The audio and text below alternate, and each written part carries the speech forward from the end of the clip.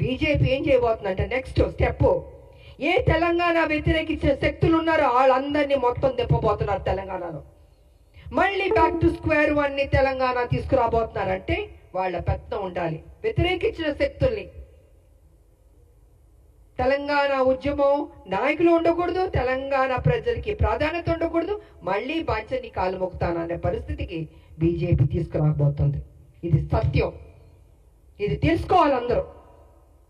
అందుకే ఎవరు ఉద్యమ నాయకులు ఉన్నారో వాళ్ళందరినీ తొక్కేద్దాం, వాళ్ళ నోటిని బంద్ చేద్దాం, వాళ్ళు కనపడకూడదు, వినపడకూడదు, మాట్లాడకూడదు. ఇదే కదా మాతో చేసింది మీరు. మీ పార్టీలో ఉంటే ఏం గౌరవాలు ఇచ్చారు? ఎందుకు మీ పార్టీలు బయటికి వెళ్ళాల్సి వచ్చింది? వాస్తవాలు ఇదండి. ఆ రోజు మీ బీజేపీలో కొంచెం వెనక్కి వెళ్దామండి. నేను మొన్న బీజేపీలో ఉన్నప్పుడు ఒక విషయం మీరు గుర్తుపెట్టుకోండి. కిరణ్ కుమార్ రెడ్డి గారు తెలంగాణను వ్యతిరేకించి ఆయన అసభ్యకరంగా మాట్లాడి తెలంగాణ ఉద్యమానికి నేను ఒక్క పైసా ఇవ్వను తెలంగాణకి, ఏం పీక్కుంటారో పీక్కోండి అన్నాడు కదా ఆయన. అలాంటి ఆయన్ని, తెలంగాణకు వ్యతిరేకున్న మనిషిని మొన్న బీజేపీలోకి ఎంటర్ అవుతే నాకు నిజంగా ఉండబుద్ధి అవ్వలేదు. ఆ స్టేజ్ మీద నేను వాకౌట్ అయిపోయి వెళ్ళిపోయాను. నేను ఎవరంటే కిషన్ రెడ్డి గారి ఫ్రెండ్ ఆయన. ఆ రోజు నుంచి బీజేపీకి నా మీద ఒక కక్ష.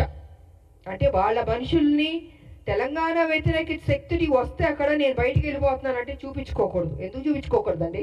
తెలంగాణని అవమానపరిచి తెలంగాణకి మేలు చేయని కిరణ్ కుమార్ రెడ్డి గారు లాంటి వాళ్ళు మిగతా ఇంకొకళ్ళు ఏమైనా ఉంటే ఎందుకు నేను వచ్చి మీకు ఎస్ బాస్ అని చెప్పాలండి? ఇలాగ అనేక కారణాలు ఉన్నాయండి. ఈ అనేక కారణాల వల్లే ఈరోజు విజయశాంతి మీద, రాములమ్మ మీద ఒక ఎమ్మెల్సీ ఇస్తే అయ్యో ఎందుకు ఇచ్చారు, ఎలా ఇచ్చారంటే పేపర్ వచ్చి ఇచ్చారండి. ఎలా ఇస్తారండి? సోనియా గాంధీ గారు ఇచ్చారు, అద్దంకి దయాకర్ గారికి ఇచ్చారు, నాకు ఇచ్చారు, శంకర్ నాయకర్ గారికి ఇచ్చారు. సో వాట్ అండి? కష్టపడ్డా అనుకుంటాం, కష్టపడ్డాం, ఆస్తులు అమ్మాం, తెలంగాణను కాపాడాం, ప్రతి నిమిషం కాపలా కుక్కలా మేము కాపాడుతామండి. కానీ మీరేం చేస్తున్నారు? 10 సంవత్సరాలు మీరు అధికారంలో ఉండి కేసీఆర్ గారు దోచుకోలేదా తెలంగాణ మొత్తం సొమ్ముని? ఇవాళ మీరు దోచుకోబట్టే కదా ఈ పరిస్థితి వచ్చింది. అది విడిచిపెట్టి కాంగ్రెస్ మీద నిందలేయడం, ఆయన చేసిన తప్పులు చెప్పడు, 7 లక్షల కోట్లు ఎలా తిన్నాడో అని ఖర్చు అయిందో చెప్పడు, ఎలా అప్పయింది చెప్పండి. నేను కూడా నా పార్టీ నేను అడుగుతున్నాను, సీరియస్గా తీసుకోవాలి సార్. మనం విడిచిపెట్టకూడదు.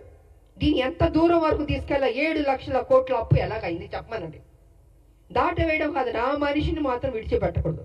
నువ్వు ఉద్యమాలని చెప్పి నీ చేతిలో తెలంగాణ పెడితే నువ్వేం చేసావు? 7 లక్షల 1 మినిట్ సార్, 7 లక్షల కోట్లు అప్పులు చేస్తామండి. మిగులు బడ్జెట్ నుండి అప్పులు రాష్ట్రంగా ఎందుకు వెళ్ళింది? ఎక్కడెక్కడి నుండి డబ్బులు తిన్నాం? కాళేశ్వరం దగ్గర నుంచి, ల్యాండ్ల దగ్గర నుంచి. నేను పిల్లు కూడా వేసాను, కొన్ని ల్యాండ్లు అమ్మేస్తుంటే పిల్లు వేసానండి నేను. ఇలా ఎన్నో జరిగినాయండి.